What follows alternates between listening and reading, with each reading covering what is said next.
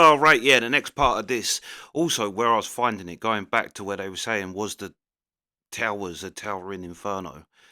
They obviously weren't. They weren't so engulfed in flames that it weakened the structure like they say. Because the smoke coming out of it's black, that means it's being starved. The fire's being starved. I'm pretty sure that's the way round it is. If it's white smoke, it's basically it's a healthy fire. It's burning, it's blazing. If it's black, it means the fire's dying because it's either not got fuel, all the things that you're meant to have with fire, fuel, air, um, and heat, basically. Let's go.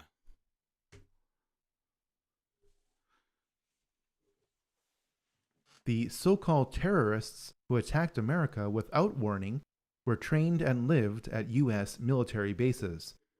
The radical Islamic terrorists of 9/11 got drunk in a Florida bar, paying for their drinks with a wad of cash. Some of the terrorists who died in 9/11 have turned up alive and well. The 9/11 terrorist list has This is the other thing about these Muslims as well. They aren't Muslim. You're going to get drunk in a bar. That's like complete no in Islam. Like these, like it makes you laugh that they're so extreme that they're willing to do violence, but they don't even follow anything the Quran says other than the violent parts.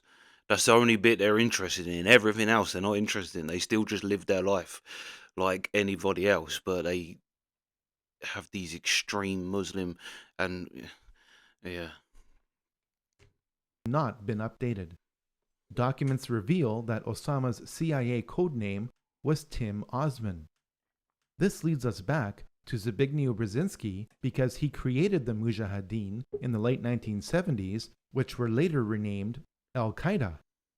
The people of Pakistan know what the US will never admit to, that Osama bin Laden is a CIA asset. Who is Osama bin Laden? Who he's just a character created by America. Well, actually, 98% of Pakistan would probably follow along the same line. They believe that Osama is basically a CIA agent who is working undercover to put a bad image of Islam. Really? You know, that land over there is yours. You'll go back to it one day because your fight will prevail and you'll have your homes, your mosques back again because your cause is right and God is on your side. This is assuming that Osama is still alive and that the conveniently timed release of new Osama recordings aren't faked. This brings us to why 9/11 occurred. James R. Bath met George W. Bush during their time at the Texas Air National Guard. Both were kicked out for being AWOL. Through a trust agreement created in July 1976, James Bath was authorized to invest money from Salem bin Laden, father of Osama bin Laden. This was at the time when George Bush Sr. was director of the CIA. 3 years later, James Bath bought 25,000 shares in Arbusto 79 Limited, George Bush Jr.'s oil company. The Bushes do business with the bin Ladens. Do you know there's a the guy who did Trigger Happy TV in our country, Dom Jolly. I'm sure it was him. He went to school with Bin Laden, but he was like in the lower year. Bin Laden was in the higher year. But it was on one. It was on Would I Lie to You? Did he go to school with Bin Laden? And yeah, it was true. He did. Bin Laden went to an American school over there. They have like American schools and yeah. The bin Laden Group makes its money from being the main construction conglomerate of the House of Saud. The Saudis make their money from supplying oil to America to create an artificial demand for the US dollar. Oil, the dollar, and war, the House of Saud, the House of Bush, and the House of bin Laden are all connected. George Bush Sr. was a member of the Carlyle Group, a venture capital firm heavily invested in arms sales. On the morning of September 11, 2001, George H.W. Bush was president when the Carlyle Group hosted a conference at a Washington hotel. Among the guests of honor was a valued investor, Shafiq bin Laden, brother to Osama.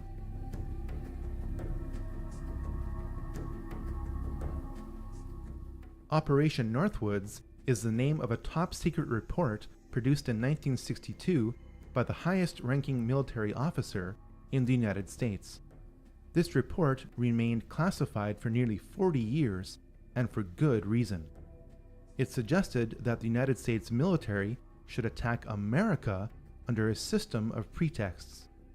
The attack would then be blamed on Cuba as an excuse to invade Cuba. The details of this report are staggering. Items inside a military base could be blown up and burnt. A ship at harbor could be sabotaged by starting large fires with naphthalene. Funerals for mock victims could be conducted. A modified military plane could be substituted for a civilian plane and loaded with passengers under carefully prepared aliases. The military aircraft would then be converted to a drone. The United States military planned to attack America in 1962 using remote-controlled aircraft to justify invading Cuba. Fast forward to 9/11. Because the cockpit door of Flight 77 never opened in flight, this is exactly what happened on 9/11. Now you can never say they'd never think of that. They thought of that in 1962. They thought about it again in 2001. The Project for a New American Century is a neoconservative think tank. Some of its members are the most powerful people in the United States. In a report dated September 2000, 1 year before 9/11, this group wanted to turn the United States military into a vehicle of global domination. You may doubt this interpretation until you turn to page 60. Here, we read that advanced forms of biological warfare that can target specific genotypes may transform biological warfare from the realm of terror to a politically useful tool. This report noted that this transformation would trouble American allies and would take a long time, absent a catastrophic and catalyzing event like a new Pearl Harbor. The goal of the war on terror is to make loads of money and to accelerate the next great dialectical war. Insurgents keep being captured, but some of them turn out to be MI5 agents. Over 160,000 soldiers and 180,000 civilians and mercenaries are being used to fight 100 Al-Qaeda soldiers. Members of Al-Qaeda are being trained at US military bases. Opium is flowing from Afghanistan. The lies are so thick that bricks of cash are being given out to soldiers to keep them quiet. The Illuminati do not want peace. They want more wars. I met Rockefeller through a female attorney I knew, and I met him and I liked him. Yeah, I remember this guy. He was a very, very smart man. He's the one who told me 11 months before 9/11 ever happened that there was going to be an event. Never told me what the event was going to be, but there was going to be an event, and out of that event, we were going to invade Afghanistan to run pipelines from the Caspian Sea. We were going to invade Iraq, to take over the oil fields, establish a base in the Middle East, and make it all part of the New World Order. And sure enough, later, 9/11 happened. And I remember he was telling me how you're going to see soldiers looking in caves for people in Afghanistan and Pakistan and all these places. And there's going to be this war on terror, which is no real enemy. And the whole thing is a giant hoax, but it's a way for the government to take over the American people. And he said the end goal is to get everybody chipped, to control the whole society, to have the bankers, the elite people, the bankers and some governor controlling the world. Yeah, and you think, look, like I said, with the UK digital ID, which I don't think is actually happening because everybody was like, nah.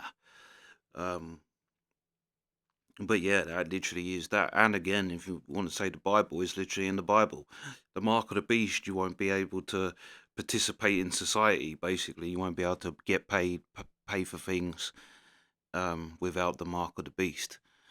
But then again, you have to wonder how much of it is actually just playing out naturally, and how much of it is some weirdo satanic cults that are trying to force the end times. Like, yeah, is it that the elites are pushing to mimic the Bible in order to bring about revelations, but it don't work like that. It was easier to control 1 million people than physically to kill 1 million people. Today, it is infinitely easier to kill 1 million people than to control 1 million people. It is easier to kill than to control. He has proven to be an outstanding friend and somebody who I've learned an immense amount from. And for him to support me in this campaign and then be willing to come out here to Iowa is a testimony to his generosity. So if everybody could please give Dr. Brzezinski another round of applause.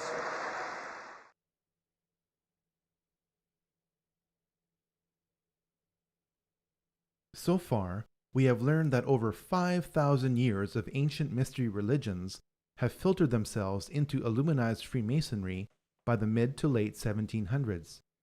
We have learned that every major war since the French Revolution has been manipulated through the Hegelian dialectic to provide more control to the Illuminati. We have also learned that Israel was an Illuminati creation. But where are we going from here? What does the Bible say about this? And what should we do about it? Again, that's another end times thing. And that or at least, yeah, in the Bible, how the Bible sees it, is that the Antichrist will make whole the nation of Israel. I think is 7 years of peace, 7 years of war and famine, and then Revelations. So again, you can't help but think how much of these is just naturally playing out and how much is being kind of hurried along, like God's going to play on your time. It just doesn't work like that. And I think, like, you see with the digital IDs, Keir Starmer come out and said the digital IDs, I'll be very surprised if it actually goes through, because literally the whole country was like, I ain't doing that. And what are you going to do when the whole country says, I ain't doing that? It's, yeah.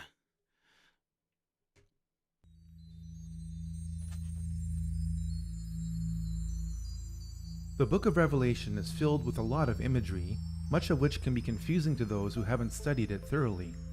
This imagery is a necessary tool used by someone nearly 2,000 years ago trying to describe the complexity of events in our time. Fortunately, the book of Revelation explains a lot of its imagery. Revelation chapter 17 describes a system of world government where a woman rides a beast with 7 heads and 10 horns. Apparently, the world will be divided up at some future point into 10 kingdoms. The truly astonishing part is that this division is happening now. In September 1973, the Club of Rome issued a report entitled Regionalized and Adaptive Model of the Global World System. It proposed dividing the world into 10 kingdoms. Yes, it actually used the phrase 10 kingdoms. While the boundaries of these 10 kingdoms are subject to change, it is their proposal that is the point. Since that proposal in 1973, the world is being divided into 10 kingdoms. It started with the European Union.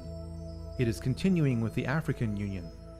It is now here with the North American Union, or NAU. Our elected political leaders in North America deny the existence of the NAU, calling it a conspiracy theory. They do so while the Queen's representative in my province of Manitoba lays out its infrastructure. Can you say today that this is not a prelude to a North American Union, similar to a European Union. Are there plans to build some kind of superhighway connecting all three countries? And do you believe all of these theories about a possible erosion of national identity stem from a lack of transparency from this partnership? A couple of my opposition leaders have speculated on massive water diversions and superhighways to the continent, maybe interplanetary, I'm not sure as well. Manitoba is also taking a major role in the development of a mid-continent trade corridor, connecting our northern port of Churchill with trade markets throughout the central U.S. and Mexico. I'm amused by some of the speculation, some of the old, you call them political scare tactics. If you've been in politics as long as I am, you get used to that kind of technique where you lay out a conspiracy and then force people to try to prove it doesn't exist. And that's just the way some people operate. An alliance has been built with business leaders and state and city governments spanning the entire length of the corridor. When fully developed, the trade route will incorporate an inland port in Winnipeg with pre-clearance for international shipping. I'm amused by the difference between what actually takes place in the meetings and what some are trying to say takes place. It's quite comical, actually, when you realize the difference between reality and what some people are talking on TV about. And we cannot be effective at major economic matters any longer unless we work with our other economic partners around the world and work with them closely and intimately. That is essential. I know some people don't like it. It's a loss of national sovereignty, but it is a simple reality.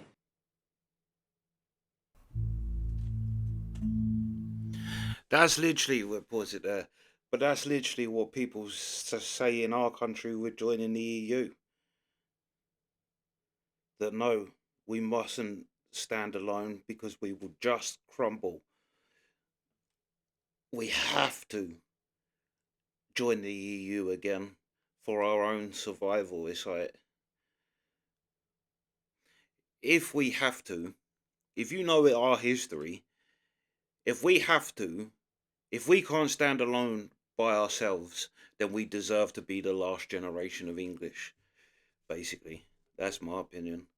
It's like the Wildlings said when they said, if we don't fight, seeing as Jon Snow died for us, if we don't fight for Jon Snow, we deserve to be the last Wildlings. And yeah, if England and the UK can't stand alone, and we have to join the EU, it's worth standing alone and failing. Because, yeah, it just is. It's like having sovereignty as a human. It's kind of, again, anti-Christian. That's what Christian really put things onto you as the individual.